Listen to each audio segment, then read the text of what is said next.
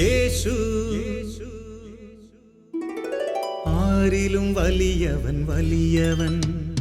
യേശു യേശു ആരിലും വലിയവൻ വലിയവൻ. ആരിലും വലിയവൻ വലിയവൻ.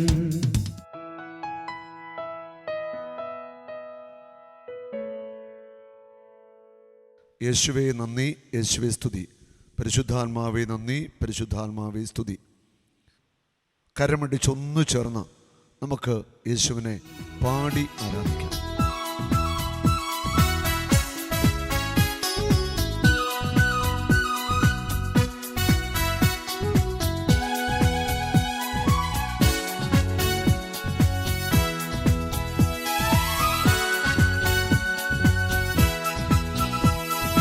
അത്ഭുതങ്ങൾ തീർന്നിട്ടില്ല, അടയാളങ്ങൾ തോർന്നിട്ടില്ല കാലത്തിൽ, ഈ ലോകത്തിൽ.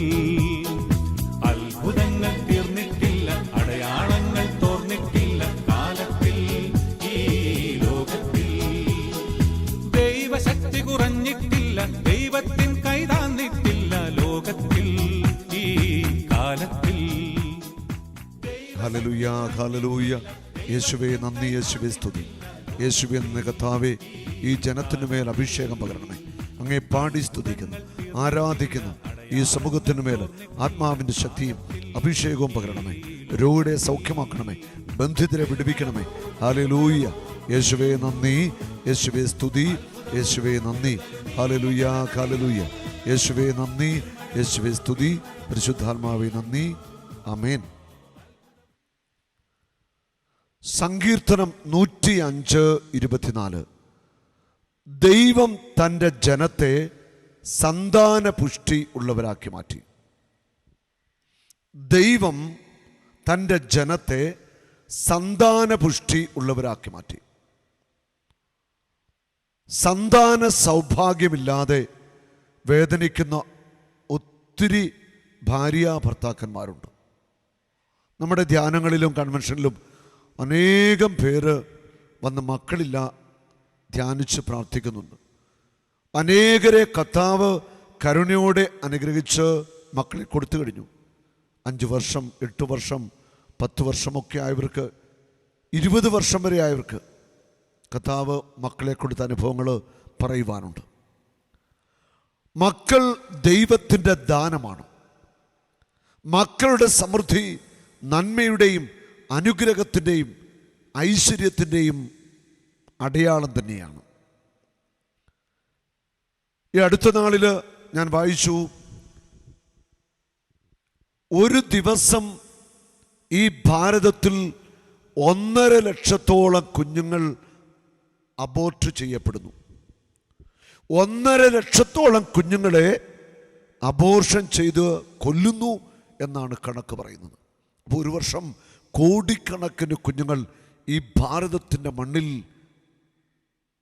രക്തം ചുന്തി മരിക്കുകയാണ്. അമ്മയുടെ ഗർഭപാത്രത്തിൽ വെച്ച് വധിക്കപ്പെടുന്ന കുഞ്ഞുങ്ങൾ, നിഷ്കളങ്കരായ കുഞ്ഞുങ്ങൾ. ആ കുഞ്ഞുങ്ങൾ ഒരു തെറ്റും ചെയ്തിട്ടില്ല. ചിലരൊക്കെ പെൺകുഞ്ഞുങ്ങളാണെന്ന് തിരിച്ചറിയുമ്പോൾ പെൺകുഞ്ഞുങ്ങളെ അബോർട്ട് ചെയ്ത് കളയുന്നവരുണ്ട്. എത്രയോ ഭാര്യ ഭർത്താക്കന്മാരാ ഒരു കുഞ്ഞിന് വേണ്ടി നാളുകളായിട്ട് പ്രാർത്ഥിക്കുന്നു, ചികിത്സ നടത്തുന്നു, നേർച്ച കാഴ്ച നടത്തുന്നു, വേദനിച്ചു നടക്കുകയാണ് ഒരു കുഞ്ഞിന് വേണ്ടി. ഒരു കുഞ്ഞിക്കാല് കാണുവാൻ, ഒരു കുഞ്ഞിൻ്റെ ചിരി കാണുവാൻ വേണ്ടി, ഗർഭപാത്രത്തിൽ ഒരു കുഞ്ഞിനെ വഹിക്കാൻ വേണ്ടി ആഗ്രഹിക്കുന്ന അനേകം സഹോദരിമാരുണ്ട്. അബോർഷൻ ചെയ്യുന്നത് വലിയ പാപം തന്നെയാണ്.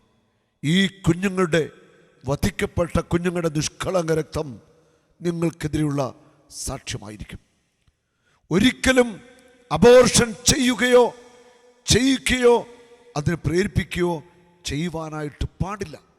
കാരണം ഒരു കുരുന്നു ജീവനെ നശിപ്പിക്കുന്നത് കൊലപാതകം തന്നെയാണ്. സന്താനപുഷ്ടി ദൈവം നൽകുന്ന ഏറ്റവും വലിയ ഒരു അനുഗ്രഹമാണ്. 1 സാമുവേൽ 1-ാം അധ്യായത്തിൽ നാം വായിക്കുന്നു, എൽക്കാന എന്നൊരു വ്യക്തി, അദ്ദേഹത്തിന് 2 ഭാര്യമാരുണ്ടായിരുന്നു, ഹന്നായും പെനീനായും. പെനീനായ്ക്ക് മക്കളുണ്ടായിരുന്നു, ഹന്നായിക്ക് മക്കളൊന്നും ഉണ്ടായില്ല. അവൾ വന്ധ്യ എന്ന് വിളിക്കപ്പെട്ടു. മക്കളില്ലാത്തതോർത്ത് അവിടെ ഹൃദയം നിറയെ സങ്കടമായിരുന്നു.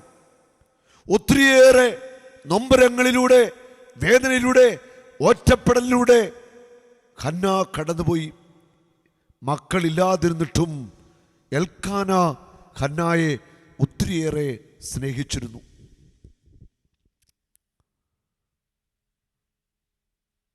പെനീന പലപ്പോഴും ഹന്നായെ കുത്തുവാക്കുകൾ പറഞ്ഞ് മുറിവേൽപ്പിച്ചു. അവള് അതൊക്കെ സഹിച്ച് ആ ഭവനത്തിൽ അങ്ങനെ ജീവിച്ചു കടന്നു പോവുക. ഒരു ദിവസം അവൾ ദേവാലയത്തിൽ എത്തിച്ചേർന്നു. അവൾ തൻ്റെ ദൈവത്തിൻ്റെ മുൻപിൽ, യഹോവയുടെ മുൻപിൽ ജീവിതഭാരമൊന്ന് ഇറക്കി വെക്കാൻ, മനസ്സിന്റെ നൊമ്പരങ്ങളൊന്ന് പറയുവാൻ, കണ്ണുനീരോടെ, ഹൃദയവേദനയോടെ ഒന്ന് പ്രാർത്ഥിക്കാനായിട്ട് അവൾ ദേവാലയത്തിൽ എത്തിച്ചേർന്നു. ആ ദേവാലയത്തിലെ പ്രധാന പുരോഹിതന്റെ പേരാണ് ഏലി. ഹന്ന ഹൃദയം നൊന്ത് വിതുമ്പി വിതുമ്പി കരയുക. 1 സാമുവേൽ 1-ാം അധ്യായത്തിന്റെ 10-11 വചനങ്ങൾ.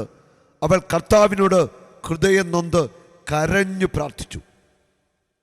അവൾ ഒരു നേർച്ച നേർന്നു, സൈന്യങ്ങളുടെ കർത്താവേ, ഈ ദാസിയുടെ സങ്കടം കണ്ട് അങ്ങനെ അനുസ്മരിക്കണമേ. അങ്ങയുടെ ദാസിയെ വിസ്മരിക്കരുതേ. എനിക്കൊരു പുത്രനെ നൽകിയാൽ അവൻ്റെ ജീവിതകാലം മുഴുവൻ അവനെ ഞാൻ അങ്ങേക്ക് പ്രതിഷ്ഠിക്കും. അവൻ്റെ ശിരസിൽ ക്ഷൗരക്കത്തി സ്പർശിക്കില്ല. ഹന്ന കരഞ്ഞു ദൈവസന്നിധി പ്രാർത്ഥിക്കുകയാ. അവളുടെ ചുണ്ടുകൾ വിതുമ്പുന്നുണ്ടായിരുന്നു. മുഖത്തിൻ്റെ ഞരമ്പൊക്കെ വലിഞ്ഞു മുറുകുന്ന അനുഭവം, ശരീരമൊക്കെ വിറയ്ക്കുന്ന അനുഭവം. അവൾ നൊന്ത് വിതുമ്പി വിതുമ്പി കരഞ്ഞു പ്രാർത്ഥിച്ചു കൊണ്ടിരിക്കുകയാണ്. ഏലി പുരോഹിതൻ അവളെ ശ്രദ്ധിച്ചു. ആ ദേവാലയത്തിൽ ഒരുപക്ഷെ പ്രാർത്ഥിക്കുന്ന പലരുമുണ്ട്. പക്ഷേ ഏലി പുരോഹിതന്റെ കണ്ണുകൾ എത്തിച്ചേർന്നത് ഹന്ന എന്ന ആ സഹോദരിയുടെ ആ കരഞ്ഞുള്ള പ്രാർത്ഥനയിലാണ്. ദൈവം ഈ ഭൂമിയിൽ മനുഷ്യൻ്റെ പ്രാർത്ഥന ശ്രദ്ധിക്കുന്നുണ്ട്. ഹൃദയം തകർന്ന് നെഞ്ചു പൊട്ടി ഒരാൾ നിലവിളിക്കുമ്പോൾ ദൈവത്തിൻ്റെ കണ്ണുകൾ ആദ്യം അവരുടെ മേലായിരിക്കും എത്തുന്നത്. ജീവിതത്തിൽ എല്ലാം കൈവിടപ്പെട്ട് എല്ലാം നഷ്ടമായി നിലവിളിക്കുന്ന വ്യക്തിയുടെ പ്രാർത്ഥന, അത് കർത്താവിൻ്റെ കണ്ണുകൾ കാണുന്നുണ്ട്. ദൈവത്തിൻ്റെ കണ്ണുകൾ നമ്മളെ ഓരോരുത്തരെ കണ്ടുകൊണ്ടായിരിക്കുന്നത്. നമ്മുടെ ഹൃദയത്തിൽ നിന്ന് ഉയരുന്ന പ്രാർത്ഥനയുടെ അളവ് കർത്താവിനറിയാം. ആ പ്രാർത്ഥനയുടെ ആത്മാർത്ഥത എത്ര വലുതാണെന്ന് ദൈവത്തിനറിയാം. നമ്മുടെ ഹൃദയത്തിൻ്റെ വിശുദ്ധി, നിഷ്കളങ്കത എത്ര വലുതാണ് നമുക്ക് ദൈവത്തിന് നമ്മളെക്കുറിച്ച് ബോധ്യമുണ്ട്. വചനം പറയുന്നുണ്ടല്ലോ, നീതിമാന്റെ പ്രാർത്ഥന മേഘങ്ങളെ തുളച്ച് ദൈവസന്നിധിയിൽ എത്തുമെന്ന്. പലരും കരഞ്ഞു പ്രാർത്ഥിച്ചിട്ടും എന്തേ പ്രാർത്ഥനയ്ക്ക് ഉത്തരം കിട്ടുന്നില്ല? ജീവിതത്തിൽ നീതിയോടെ, ധർമ്മനിഷ്ഠയോടെ, വചനമനുസരിച്ച് ജീവിക്കുന്ന പ്രാർത്ഥനയാണ് ദൈവത്തിന് പ്രിയങ്കരമായിട്ടുള്ളത്. ഇവിടെ ഹന്ന എന്ന ഈ സഹോദരി, അവൾ താമസിച്ച വീട്ടിൽ ഒത്തിരിയേറെ സഹനങ്ങളിലൂടെയാണ് കടന്നുപോയത്. അവൾക്ക് ഒത്തിരിയേറെ നൊമ്പരപ്പെടുത്തുന്ന ജീവിത അനുഭവങ്ങളുണ്ടായിരുന്നു. അവിടെയൊക്കെ അവൾ ശാന്തമായി സഹിച്ച് പ്രാർത്ഥിക്കുന്നവരുടെ പ്രാർത്ഥനയ്ക്ക് കർത്താവ് വളരെ പെട്ടെന്ന് ഉത്തരം നൽകും. ഹന്ന വിതുമ്പി വിതുമ്പി കരഞ്ഞ് പ്രാർത്ഥിച്ചു കൊണ്ടിരിക്കുകയാണ്. ഏതാനും വർഷങ്ങൾക്ക് മുമ്പ്, ഉദ്ദേശിച്ചപ്പോഴൊരു 6 വർഷത്തോളമായി ആലപ്പുഴ ജില്ലയിലെ പച്ച പള്ളിയിൽ നമ്മുടെ കൺവെൻഷൻ നടക്കുകയാണ്. വലിയ അനുഗ്രഹമായിരുന്നു കൺവെൻഷൻ. അനേകരെ കർത്താവ് സൗഖ്യമാക്കി, അനേകരെ അനുഗ്രഹിച്ചു. ആ നാട്ടുകാരനായ ഒരു മകനും അദ്ദേഹത്തിൻ്റെ ഭാര്യയും മാത്യുവും ഷെർലിയും അവർ എൻ്റെ അടുക്കൽ പ്രാർത്ഥിക്കാനായിട്ട് വന്നു. അവരുടെ സങ്കടം പറഞ്ഞു. അവർ നേരത്തെ ബോംബെയിലാണ് ജീവിച്ചുകൊണ്ടിരുന്നത്. 19 വർഷമായി വിവാഹം കഴിച്ചിട്ട് മക്കളില്ല. വൈദ്യശാസ്ത്രത്തിന് ഇനി ഒന്നും ചെയ്യാനില്ല. ആദ്യകാലങ്ങളിലൊക്കെ ചികിത്സ ചെയ്തു. ഞാൻ ആ മാത്യുവിനോട് ചോദിച്ച ഒരു ചോദ്യം ഇതാണ്: ഇനിയും മക്കളെ തരുവാൻ ദൈവത്തിന് സാധിക്കുമെന്ന് മാത്യുവിന് വിശ്വാസമുണ്ട്? മാത്യുവും ഭാര്യയും പറഞ്ഞു, ഞങ്ങൾക്ക് വിശ്വാസമുണ്ട്. ഞാൻ ചോദിച്ചു, മാത്യു പ്രാർത്ഥിക്കാറുണ്ടോ? എന്നെ പറഞ്ഞു, പ്രാർത്ഥിക്കാറുണ്ട്, എന്നാൽ വലിയ തീക്ഷ്ണതയൊന്നുമില്ല. ആ സഹോദരി പറഞ്ഞു, ഞാനിപ്പോഴും ജപമാല ചൊല്ലിയൊക്കെ നന്നായിട്ട് ഞാൻ പ്രാർത്ഥിക്കുന്നുണ്ട്, എനിക്ക് പ്രത്യാശയുണ്ട്. അവർക്ക് വേണ്ടി ഞാൻ പ്രാർത്ഥിച്ചു. എന്നിട്ട് പറഞ്ഞു, നിങ്ങൾ കോട്ടയത്ത് വരിക, നമ്മുടെ താമസിച്ചുള്ള ഒരു 5 ദിവസത്തെ ധ്യാനത്തിൽ പങ്കെടുക്കാൻ പറഞ്ഞു. എൻ്റെ വാക്കുകൾ അവർ സ്വീകരിച്ചു. അവർ താമസിച്ചുള്ള ധ്യാനത്തിന് വന്നു. ധ്യാന സമയത്ത് അവർ എൻ്റെ അടുക്കൽ വന്നു. ഞാൻ അവർക്ക് വേണ്ടി പ്രാർത്ഥിക്കുമ്പോൾ കർത്താവിൻ്റെ പരിശുദ്ധാത്മാവ് ഒരു ശക്തമായ മെസ്സേജ് നൽകി: മക്കളെ കൊടുത്ത് അനുഗ്രഹിക്കും. 19 വർഷമായിട്ട് മക്കളില്ലാത്ത അവരോട് ഞാൻ പറഞ്ഞു, ഉറപ്പായിട്ടും കർത്താവ് നിങ്ങൾക്ക് മക്കളെ തരും. അവരത് വിശ്വസിച്ചു. ധ്യാനം കഴിഞ്ഞ് സന്തോഷത്തോടെ മടങ്ങി. അവർ പ്രാർത്ഥിച്ചു കൊണ്ടിരുന്നു വിശ്വാസത്തോടെ. ദൈവം കൊടുത്ത ആ വാഗ്ദാനം ഹൃദയത്തിൽ ഏറ്റുവാങ്ങി അവർ പ്രാർത്ഥിച്ചു. ദൈവം അവർക്ക് വേണ്ടി അത്ഭുതം ചെയ്യുക. സന്താനപുഷ്ടി നൽകുന്നവൻ തൻ്റെ കരം വെച്ച് മന്ദ്യമായിരിക്കുന്ന ഗർഭപാത്രത്തെ അനുഗ്രഹിച്ചു. കവണ്ട് കുറവുള്ള, ജീവൻ്റെ ശക്തി കുറവുള്ള ആ മകനെ തൊട്ടു. അവൾ ഗർഭിണിയായി. ആ ഗർഭപാത്രത്തിൽ കർത്താവ് ഇരട്ട കുട്ടികളെയാണ് നൽകിയത്. 2 കുഞ്ഞുങ്ങളെ കൊടുത്തു. 20ാമത്തെ വർഷം മക്കളില്ലാതിരുന്ന ഷെർലി 2 കുഞ്ഞുങ്ങൾക്ക് ജന്മം നൽകി. നമ്മൾ തിരിച്ചറിയണം, നമ്മുടെ ദൈവത്തിന് അസാധ്യമായിട്ടൊന്നുമില്ല. നമ്മുടെ ദൈവത്തിന് കഴിയാത്തതായിട്ട് ഒന്നുമില്ല. പക്ഷേ അവിടുത്തെ സമയത്തിന് വേണ്ടി നമ്മൾ കാത്തിരിക്കണം. വിശ്വാസത്തോടെ കാത്തിരിക്കണം. ആ കാത്തിരിപ്പ് ചിലരിൽ നിന്ന് ദൈവം ആവശ്യപ്പെടുന്നുണ്ട്. അത് ദൈവത്തിൻ്റെ തീരുമാനം. എന്തിനാണ് ദൈവം ഈ 19 വർഷം ഇവർക്ക് കുഞ്ഞുങ്ങളെ കൊടുക്കാതിരുന്നത്? അത് ദൈവത്തിന് മാത്രം അറിയാവുന്നൊരു കാര്യമാണ്. അത് ഇവരുടെ നന്മയ്ക്ക് വേണ്ടി തന്നെയാണ്. 2 കുഞ്ഞുങ്ങൾ അവൾ പ്രസവിച്ചു, ഒരാൺകുട്ടിയും ഒരു പെൺകുട്ടിയും. ഇന്ന് ആ കുഞ്ഞുങ്ങൾ 2ഉം സ്കൂളിൽ പഠിക്കുന്നു. ഇന്ന് ഈ എപ്പിസോഡിനൊപ്പം ആ മനോഹരമായ സാക്ഷ്യം നിങ്ങൾ കാണും. 20ാമത്തെ വർഷം കുഞ്ഞുങ്ങളെ കൊടുത്ത് അനുഗ്രഹിച്ചു. കുഞ്ഞുങ്ങളെ കൊടുക്കുന്ന കർത്താവ് ഉടനെ ചെയ്യുന്ന മറ്റൊരു കാര്യമുണ്ട്. ഈ കുഞ്ഞുങ്ങളെ പോറ്റുവാൻ, വളർത്തുവാൻ സമ്പത്ത് വേണം, അതിനുള്ള ജീവിത വരുമാന വഴി വേണം. നാളുകളായിട്ട് ജോലി ഇല്ലാതിരുന്ന മാത്യുവിനിത സൗദി അറേബ്യയിലേക്ക് പോകുവാൻ കർത്താവ് വഴി തുറന്നു. അവിടെ ജോലി ചെയ്യുന്നു. അങ്ങനെ ആ കുടുംബം ഇന്ന് വലിയ സന്തോഷത്തിൽ കർത്താവിനെ മഹത്വപ്പെടുത്തി ജീവിക്കുക. ആ മനോഹര സാക്ഷ്യം നമ്മൾ കാണുമ്പോൾ നമുക്ക് എല്ലാവർക്കും ഒന്നു ചേർന്ന് ഈശോയ്ക്ക് മഹത്വം കൊടുക്കാം. മക്കളില്ലാത്ത ദമ്പതികൾ നിരാശപ്പെടരുത്, സങ്കടപ്പെടുവാൻ പാടില്ല. പ്രത്യാശയോടെ, വിശ്വാസത്തോടെ കാത്തിരുന്ന് പ്രാർത്ഥിക്കണം. കാത്തിരുന്ന് പ്രാർത്ഥിച്ച് മടുത്തവർ ഒരുപക്ഷേ ഈ എപ്പിസോഡ് കാണുന്നുണ്ടാവാം. നീ മടുക്കരുത്. അബ്രാഹാം മടുക്കാതെ പ്രതീക്ഷയോടെ പ്രാർത്ഥിച്ചു. മടുക്കാതെ പ്രതീക്ഷയോടെ പ്രാർത്ഥിക്കുന്നവർക്ക് വേണ്ടി സ്വർഗം പ്രവർത്തിക്കും, ഉറപ്പാണ്. മടുക്കാതെ വലിയ പ്രതീക്ഷയോടെ, പ്രത്യാശയോടെ എൻ്റെ ദൈവത്തിനത് സാധിക്കും, എൻ്റെ ദൈവം എനിക്ക് വേണ്ടി മക്കളെ തരും, ഉപേക്ഷിക്കത്തില്ല, കരുണ കാണിക്കുമെന്ന് വിശ്വസിച്ച് നീ ഒന്ന് പ്രാർത്ഥിച്ചേ. നിന്റെ വന്ധ്യമായിരിക്കുന്ന ഗർഭപാത്രത്തിൽ ജീവൻ തുടിക്കും. കവിണ്ട് കുറവാണെങ്കിൽ കവിണ്ട് വർദ്ധിക്കും. ഒരത്ഭുതം യേശു നിനക്ക് വേണ്ടി ചെയ്യും. നീ ഒന്ന് വിശ്വസിക്കുക. ഹൃദയത്തിൽ കർത്താവിൻ്റെ ശക്തിയിൽ കണ്ണുമടച്ച് വിശ്വസിക്കുക. ഇന്ന് ഈ കുഞ്ഞുങ്ങളുടെ സാക്ഷി നിങ്ങൾ കേൾക്കുമ്പോൾ തീഷ്ണമായിട്ട് മക്കളില്ലാത്തവർ പ്രാർത്ഥിക്കണം. കർത്താവേ, മാത്യുവിനും ഷെർലിക്കും 20ാം വർഷം അങ്ങ് കുഞ്ഞിനെ കൊടുത്തല്ലോ, എനിക്ക് കുഞ്ഞിനെ തരണം. ഇരട്ടക്കുട്ടികളെ തരണം. ചോദിക്ക്, കർത്താവ് തരുന്നവനാ. നമ്മുടെ പ്രാർത്ഥനയ്ക്ക് ഉത്തരം തരുന്ന ഒരു ദൈവം നമുക്കുണ്ട്. നീ പ്രാർത്ഥിക്കുമ്പോൾ നിന്റെ പ്രാർത്ഥനയ്ക്ക് നേരെ ഒരിക്കലും കർത്താവ് ചെവിയടക്കത്തില്ല. നിന്റെ പ്രാർത്ഥനയ്ക്ക് കർത്താവ് മറുപടി നൽകും. 1 സാമുവേൽ 1:12-13. ദൈവസന്നിധിയിൽ ഹന്ന പ്രാർത്ഥിച്ചുകൊണ്ടിരിക്കവേ ഏലി പുരോഹിതൻ അവളെ ശ്രദ്ധിച്ചുകൊണ്ടിരുന്നു. അവളുടെ ഹൃദയത്തിൽ സംസാരിക്കുകയായിരുന്നു. അധരം മാത്രമേ ചലിച്ചിരുന്നുള്ളൂ, ശബ്ദം പുറത്തു വന്നതേയില്ല. ഏലി പുരോഹിതൻ അവിടെ മുഖത്തേക്ക് നോക്കി. ആ ദേവാലയത്തിൽ ഒരുപക്ഷെ പലരും പ്രാർത്ഥിക്കാനുണ്ട്. ആ കർത്താവിൻ്റെ അഭിഷിക്തൻ, ആ പുരോഹിതൻ നേരെ ഹന്നായുടെ അടുക്കലാ ചെന്നത്. ഉണ്ടോ? ദൈവം തൻ്റെ അഭിഷിക്തനെ ഹന്നായുടെ അടുക്കലേക്ക് അയക്കുകയാണ്. ഏലി പുരോഹിതൻ ചോദിക്കുന്നത്, ഹന്ന, നീ എന്തെടുക്കുക? നീ വീഞ്ഞു കുടിച്ച് ലഹരി പിടിച്ചിരിക്കുകയാണോ? അവൾ പറഞ്ഞു, ഗുരു, പിതാവേ, എനിക്ക് വേണ്ടി അങ്ങ് പ്രാർത്ഥിക്കണം, എന്നെ അനുഗ്രഹിക്കണം. വർഷങ്ങളായി എനിക്ക് മക്കളില്ല. അവൾ വിതുമ്പലോടെ, ഇടറുന്ന വാക്കുകളോടെ ഏലി പുരോഹിതനെടുക്കൽ തൻ്റെ വേദന പങ്കുവെച്ചു.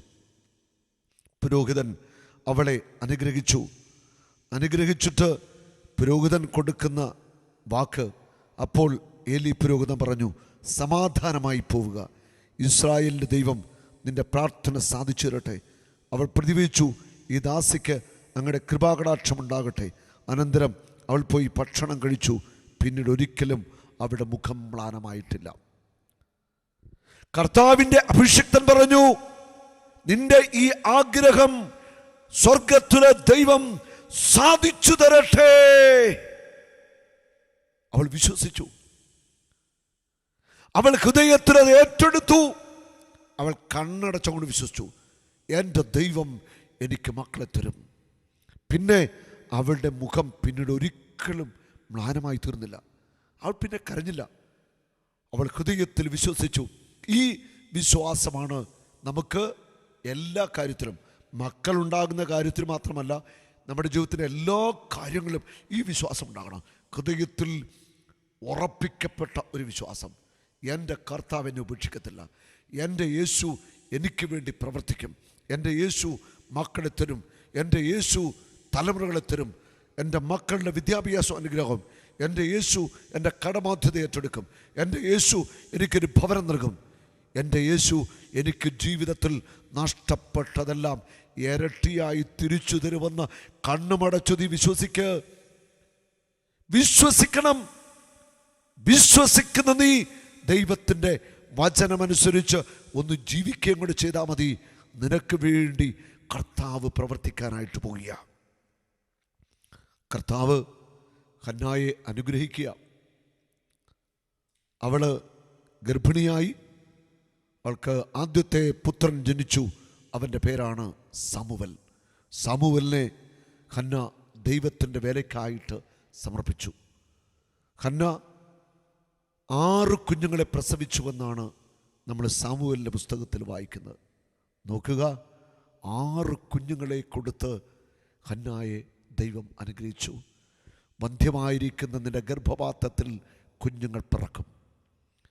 നിനക്ക് കവുണ്ട് കുറവാണെങ്കിൽ ആ കവുണ്ട് ജീവനുള്ളതായി തീരുവാൻ, ആ ബീജം ജീവനുള്ളതായി തീരുവാൻ കർത്താവിൻ്റെ ശക്തി ഇറങ്ങി വരും. നീ ഒന്ന് വിശ്വസിച്ചേ. നീ ഒരത്ഭുതം വിശ്വസിക്കുക. നിന്റെ ഹൃദയത്തിൽ 6 കുഞ്ഞുങ്ങളെ പ്രസവിച്ച് അമ്മയായി തീർന്ന ഹന്ന, അവൻ ദൈവത്തെ മഹത്വപ്പെടുത്തിയാ ജീവിച്ചത്. മക്കളും കൊച്ചുമക്കളും പേരക്കിടാങ്ങളും തലമുറകളെ കണ്ട് സന്തോഷത്തോടെ ഹന്ന ദൈവസന്നിധിയിലേക്ക് മടങ്ങിപ്പോയി. അത് നിന്റെ ജീവിതത്തിൽ സംഭവിക്കാൻ പോകുക. തലമുറകളെ കാണുവാൻ ഭാഗ്യം കർത്താവ് നിനക്ക് തരും. ഒരിക്കലും നീ ദൈവത്തിൻ്റെ വാഗ്ദാനങ്ങളിൽ അവിശ്വസിക്കരുത്. ഉൽപ്പത്തി പുസ്തകം 9:1 നോഹയെയും പുത്രന്മാരെയും അനുഗ്രഹിച്ചുകൊണ്ട് ദൈവം പറഞ്ഞു, സന്താനപുഷ്ടി ഉണ്ടായി പെരുകി ഭൂമിയിൽ നിറയുവിൻ. സന്താനപുഷ്ടി ഉണ്ടായി പെരുകി ഭൂമിയിൽ നിറയുവിൻ. സകല ജീവികൾക്കും, ഭൂമിയിലെ മൃഗങ്ങൾക്കും, ആകാശത്തിലെ പക്ഷികൾക്കും, മണ്ണിലെ ഇഴജന്തുക്കൾക്കും, വെള്ളത്തിലെ മത്സ്യങ്ങൾക്കും നിങ്ങളെ ഭയമായിരിക്കും. എല്ലാറ്റിനുമേൽ ദൈവം മനുഷ്യന് അധികാരം കൊടുത്തു. നിങ്ങൾ സന്താന പുഷ്ടി ഉള്ളവരായി പെരുകുവിൻ. ഉൽപ്പത്തി 9:7 സന്താന പുഷ്ടിയുള്ളവരായി പെരുകി ഭൂമിയിൽ നിറയുവിൻ. സന്താന പുഷ്ടി ഉള്ളവരായി പെരുകണം. തലമുറ ഉണ്ടാവണം. മക്കളുടെ സമൃദ്ധി, ജീവന്റെ സമൃദ്ധി, അത് അനുഗ്രഹത്തിന്റെ, ഐശ്വര്യത്തിന്റെ, ഉയർച്ചയുടെ സമൃദ്ധിയാ. മക്കളെ കർത്താവ് തരും. നീയൊന്ന് വിശ്വസിക്ക്, കണ്ണുമടച്ച് വിശ്വസിക്ക്. വന്ധ്യമായിരിക്കുന്ന ഗർഭപാത്രത്തിൻ്റെ മേൽ ജീവന്റെ ശക്തി കടന്നു പോവട്ടെ. യേശുവിൻ്റെ നാമത്തിൽ പ്രാർത്ഥിക്കുന്നു. വന്ധ്യമായിരിക്കുന്ന ഗർഭപാത്രങ്ങൾ അനുഗ്രഹിക്കപ്പെടട്ടെ. 2 വർഷം, 5 വർഷം, 8 വർഷം, 10 വർഷം, 20 വർഷം, 25 വർഷമായിട്ട് മക്കളില്ലാത്തവർക്ക് മക്കൾ പിറക്കട്ടെ. യേശുക്രിസ്തുവിന്റെ നാമത്തിൽ വന്ധ്യതയുടെ ആത്മാവ് വിട്ടൊഴിയട്ടെ. കവിണ്ടില്ലാത്ത പുരുഷന്മാർക്ക് കവിണ്ട് വർദ്ധിക്കട്ടെ. ജീവന്റെ സമൃദ്ധി ഉണ്ടാവട്ടെ. യേശു ക്രിസ്തുവിന്റെ നാമത്തിൽ അനുഗ്രഹിക്കുന്നു. മക്കളില്ലാത്തവർക്കെല്ലാം മക്കൾ പിറക്കട്ടെ. നിങ്ങൾ സന്താന പുഷ്ടി ഉള്ളവരായി പെരുകുവിൻ. യേശുവേ, ഒരു കുഞ്ഞുങ്ങളുള്ള അനേകരുണ്ട്. വർഷങ്ങളായിട്ട് രണ്ടാമതൊരു കുഞ്ഞിനു വേണ്ടി ആഗ്രഹിച്ച് പ്രാർത്ഥിച്ചിട്ട് ലഭിക്കാതെ സങ്കടപ്പെടുന്ന അനേകം മക്കളുണ്ട്. കർത്താവേ, കരുണയുടെ കരം അവരുടെ മേൽ ഇപ്പോൾ വയ്ക്കണം. ഒരു കുഞ്ഞുണ്ട്. ഇനിയും മക്കൾക്ക് വേണ്ടി പ്രാർത്ഥിക്കുന്ന എല്ലാ പുരുഷന്മാരെയും ഇപ്പോൾ സ്പർശിക്കണമേ. എല്ലാ സഹോദരിമാരെയും ഇപ്പോൾ സ്പർശിക്കണമേ. എല്ലാവർക്കും മക്കളെ കൊടുക്കണമേ. ആരൊക്കെ മക്കളെ ആഗ്രഹിക്കുന്നുവോ, ചോദിക്കുന്നുവോ, അവർക്കെല്ലാം മക്കളുടെ സമൃദ്ധി ഉണ്ടാവട്ടെ. യേശു ക്രിസ്തുവിന്റെ ശക്തിയേറിയ നാമത്തിൽ വന്ധ്യതയുടെ ആത്മാവിനെ, ദുരാത്മാവിനെ ബന്ധിക്കുന്നു.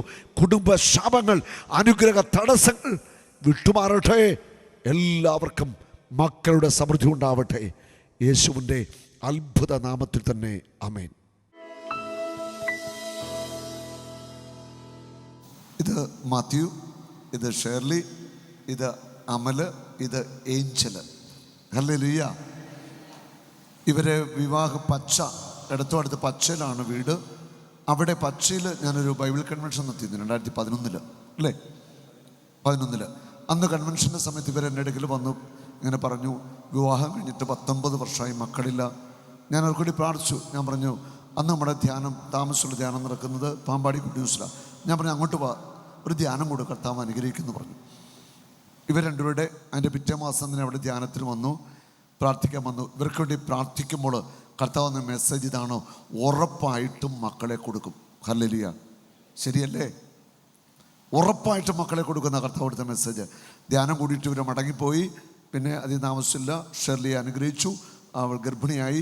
ഗർഭപാത്രത്തിൽ 2 കുഞ്ഞുങ്ങൾ, മിടുക്ക 2 കുഞ്ഞുങ്ങൾ. 20ാമത്തെ വർഷം ഈ 2 കുഞ്ഞുങ്ങളെ കർത്താവ് കൊടുക്കുക. കരമടിച്ചു കർത്താവിനെ ഒന്ന് മഹത്വപ്പെടുത്തിക്കുക. Hallelujah, hallelujah. ഞാൻ പച്ച ലൂർദ് മത ചർച്ചിലെ ഇടവക്കാരനാണ്.